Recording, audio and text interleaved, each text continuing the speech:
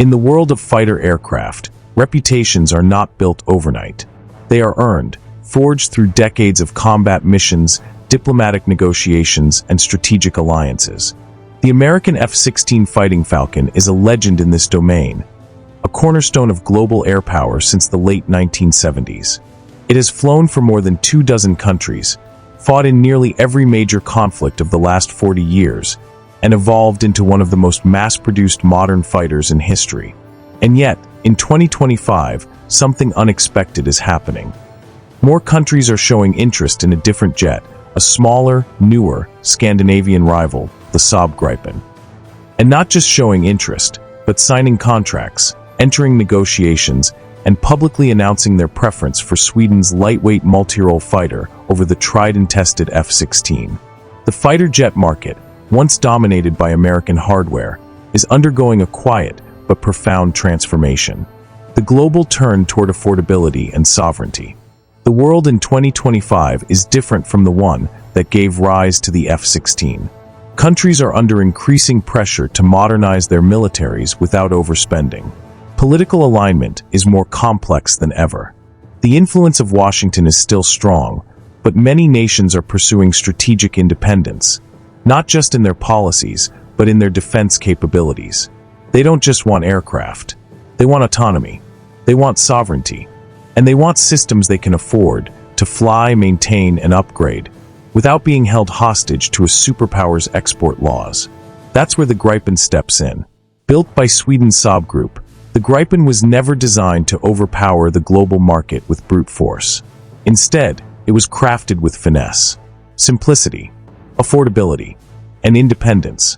It's a fighter built for nations that want capability without compromise. And now, that message is resonating louder than ever. 2025, the year of the Gripen. In April 2025, the Thai government officially approved the purchase of 4 new Gripen E and F aircraft. The first step in a larger 12-aircraft deal that will eventually replace older fighters in its fleet. This wasn't a surprise. Thailand already operates the Gripen C/D and has expressed satisfaction with its performance. But what made headlines was the speed and clarity of the decision. No endless debates. No political tug-of-war. Just a simple, clean deal with Saab, brokered directly between 2 governments. A professional, efficient transaction. Something that's increasingly rare in international arms deals. Meanwhile, Colombia made its intentions even more public.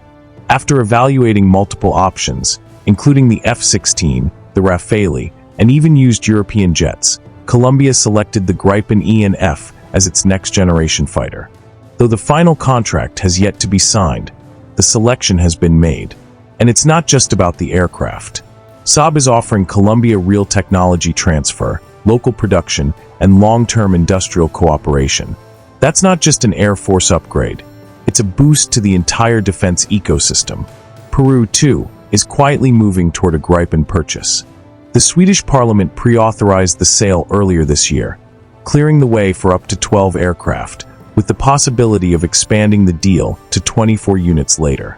Negotiations are underway, and Saab has already laid out what it can offer, including maintenance hubs, training centers, and supply chains rooted in South America. All of this happened in just the first half of 2025. By contrast, the F-16 has had a quieter year. There have been deliveries, sure. Bulgaria is receiving its long-promised Block 70 jets. Argentina is taking in used F-16s from Denmark. But these are not new deals. They're old commitments finally being fulfilled. There is no wave of fresh demand. No new countries are stepping up with orders. And that's where the shift becomes clear. Why Gripen is winning. So, why is this happening? Why is a fighter like the Gripen, smaller, less powerful on paper, and not stealthy, suddenly outpacing one of the most iconic jets in military aviation? It begins with cost. The Gripen is significantly cheaper to operate. It burns less fuel, requires fewer maintenance hours, and can be serviced by smaller teams without specialized equipment. For countries with limited defense budgets, this matters far more than raw engine thrust or maximum payload. It's not about the stats on a brochure. It's about long-term sustainability. The Gripen offers a path that many nations find manageable. Then comes the political angle. The F-16 is an American product, and that means it comes with American conditions. Any export must be approved by the U.S. State Department. Any upgrade, any part, even sometimes pilot training, all must pass through layers of bureaucracy. Countries that fall out of favor with Washington often find their jets grounded by parts shortages, software blocks, or canceled licenses. Saab offers a different model. Sweden is neutral. Its foreign policy is not shaped by global intervention. Buyers of the Gripen face no political entanglements. Once the sale is done, the aircraft belongs to the customer. They can fly it, upgrade it, and even modify it without fear of sanctions. Then there's the matter of versatility. The Gripen E is a 4.5 generation fighter packed with modern systems.